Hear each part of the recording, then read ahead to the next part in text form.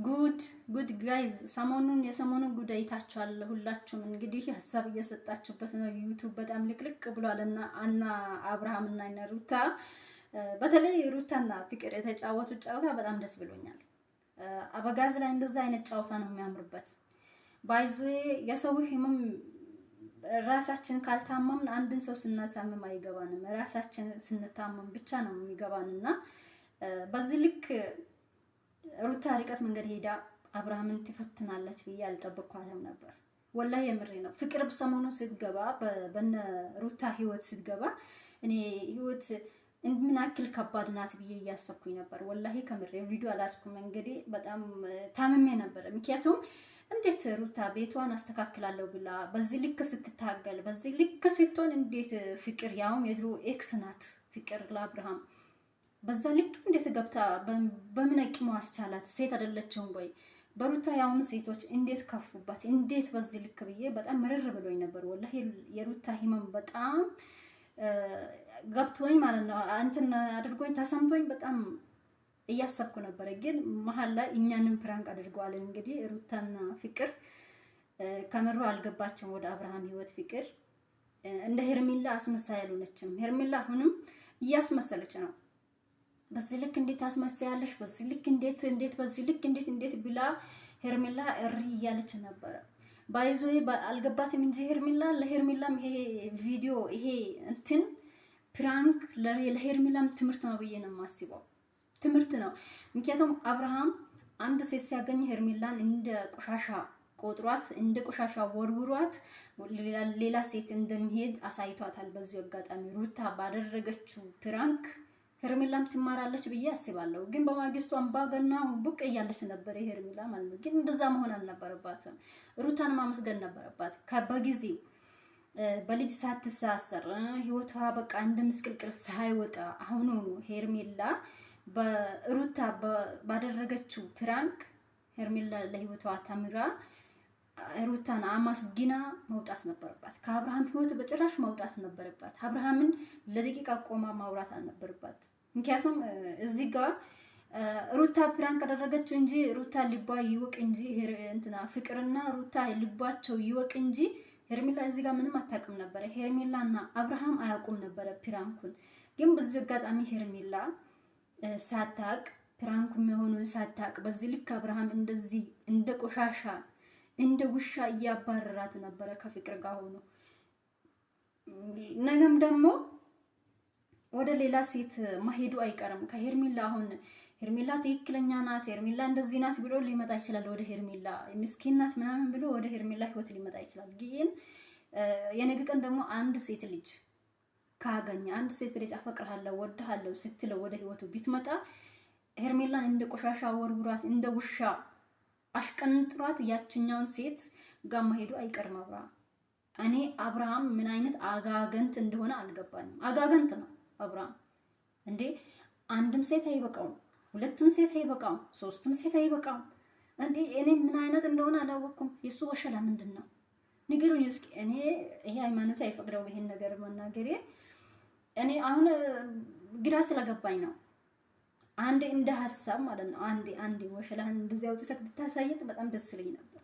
ምንኛ ደስ ባለን። ምክንያቱም ሴቶች እዛም ብለቃም በቃ እንትን አደረከው እኮ አንተ እንደ ሽሮ አማሰልካቸው እኮ እንደ ሽሮ። በገዛ ቤታቸው ሰላም ብለው በተቀመጡበት ቦታ ሄደ ቀስቅሰ አምጥተህ እንደገና አቀማምሰ እንደ የሆነ ምግብ ሰርተን ጨው አለው የለውም ቼክ እንደምናደርገው ማለት ነው። እንደዛ ቼክ አድርገህ እኮ እንደ ፌስታል ወረወርካቸው አብርሃም። ኧረ ተው ወላሂ። እህት እንደሌለው እናት እንደሌለው አትሆን። ያቺ ሴት ላንተ ባዳ ብትሆንም እኮ እህትህ ናት፣ እናትህ ናት። በዛም የበለጠ ደግሞ ሀገርህ ናት። እናት ኢትዮጵያ ናት። ሴት ልጅ እናት ኢትዮጵያ ናት። እንዴታው በዚህ ልክ ያው ነው በቃ ሴት ነው በቃ ሁሉም አንድ ነው። አስተሳሰብ ይለያል እንጂ ከረርና አስተሳሰብ እንለያለን እንጂ ታች ሰፈር አንድ ነው። ምንም ነገር ልዩነት የሌለው አንድ ነው። የሁላችን ነው። ቲመርም አቲመርም ቀዩዋም ጥቁሯም ነጯም ምንም ሆነች አመድም መሰለች ብርቱካንም መሰለች ምንም መሰለች ታች ሰፈራችን አንድ ነው። እኛ ሴቶች አንዷ በአንዷ ምን አይነት ነው ስትል ስትፈትሽ ልትከርም ነው እንዴ እንዳለ እድሜን ለዘላለም ድረስ የሴቶችን እንትን ስትፈትሽ እንትን ስትፈትሽ እንዴ አሁን እኔ የሚለው ግራ ገባኝ ጋይስ። እኔ የሚለው ግራ ገባኝ። አሁን አብርሃም ይሄንን ነው እየቀያየረ ያለው ማለት ነው። በአንዷ ምን ወርቅ ካገኘ ብለክ ነው እንዴ? ወርቅ የለበት፣ በየትኛውም ወርቅ የለበት። ሁላችንም ቢመረም ዋጣው አንድ ነው። ሄርሜላ ግን ሲሪየስ ሲነግርሽ አንድ ነገር ሲነግርሽ ሄርሜላ ቆም ብለሽ ብታስቢ ባይነኛውን ከሩታም እልክ ባትይጂ። ምክንያቱም የሩታ ያደረገችው ፕራንክ ላንቺም ትምህርት ይሆናል። ትምህርት ነው ብዬ ነው የማስበው ላንቺ ማለት አብርሃምን ሩታ ፕራንክ አደረገችው እንጂ ቼክ አደረገችው እንጂ አንቺ እዚህ ጋር ደግሞ ምንም ማታቂ ፕራንክ ላድርገው አብርሃምን እስኪ ይወደኛል ወይ አይወደኝም የሚለው ነገር ፕራንክ ላድርገው ሳቲ በነፃነት ልብና በነፃነት አይምሮ እየተጓሽ እያለ ሩታ ቼክ ባደረገችው አንቺን እንደ ውሻ እያባረረሽ ነበር። በቃ እዚህ ጋር እንደማይወድሽ እዚህ ጋር ማወቅ ትችያለሽ። ማወቅ በቃ ሲሪየስ ነገር ማወቅ ትችያለሽ ባይገርምሽ።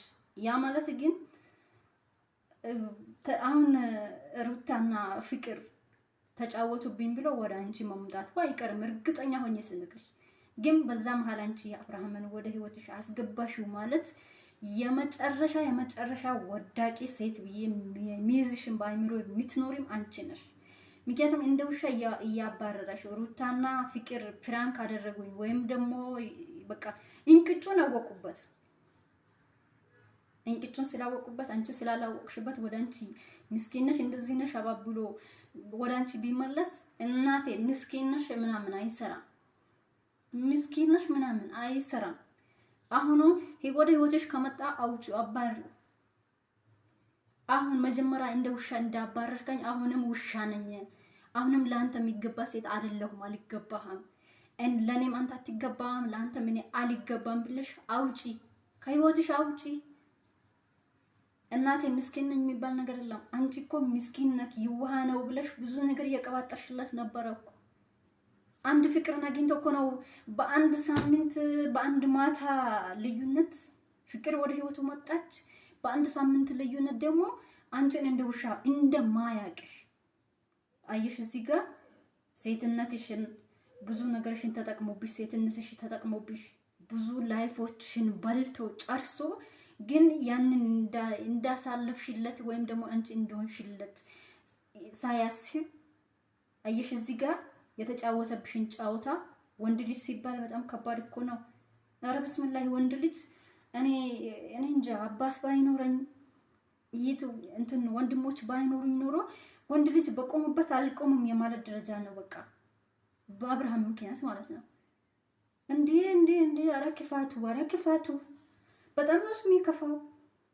አሁን ሄርሜላ ያን ያክል ስንቀጠቅጣት ያን ያክል ስንርባት እኮ አብርሃም ምስኪን ነው፣ ይዋሃ ነው፣ ምንም አይቀም ስትል ነበር እኮ።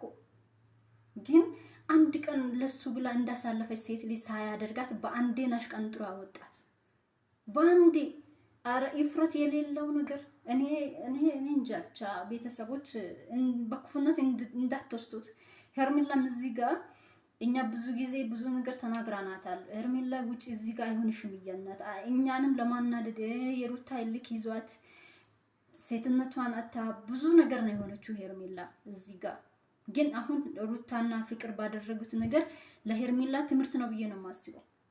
ሄርሜላ ተሚራበት አሁን አብርሃምን ከህይወቷ ብታስወጣ ጀግና ሴት ነበረች። ምንኛ በታደለች።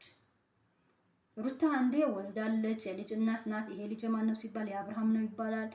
በቃ መሆኑ ስለማይቀር እኔ ከገባው አይቀር ከሱ ጋር መኖር ፈልጋለሁ ብላ ወስና ነው ለልጇ ብላ ነው መስዋዕት የከፈለች ያለችው ሩታ። ሄርሜላስ እዚህ ጋር ለማ ብላ ነው መስዋዕት የምትከፍለው? ለማ ብላ እኔ አልገባኝም። እና እኔ ለዛ ብዬ ነው ሄርሜላ ከዚህ በላይ መስዋዕት ለአብርሃም መስዋዕት መክፈል አለባት ብዬ አላስብም። እንግዲህ ምክንያቱም አንድ ሴት ልጅ ህይወቷ ከተበላሸነኛ ሴቶች ስንባል ዝርክርካም ከሆነ ትንሽ ሰዓት ነው የሚበቃን። እኛ ራሳችንም ስንጥል ትንሽ ሰዓት ነው የሚበቃን። ራሳችንም ስናነሳ ትንሽ ሰዓት ስለሚበቃን ሄርሜላ በዚህ ልክ ሳትሄድ የራሷን ቤት ቀጥታ ራሷን ስሜቷን ቀጥታ ሰብራ ቤት ሰላም ብላ ቤት ብትገባ ሰላም ያለው ህይወት ብትኖር ሰላም ያለው እሷ በምታምንበት አምላክዋ ደግሞ ሰላማዊ የሆነውን ሰው ወደ ህይወቷ መጥቶ ይገባል ብዬ አስባለሁ። ስለዚህ ከእንደዚህ አይነት ከጨምላቃ ህይወት ሄርሜላ ብትወጣ ባይነኝ፣ ወላሂ ለዚህ ብትወጣ ባይነኝ። እና ወዳችኋለሁ። የምትወዱኝ የምታከብሩኝ ሰብስክራይብ አድርጉልኝ። ሀሳብ አስተያየት ከተመቻችሁ ላይክ አድርጉኝ።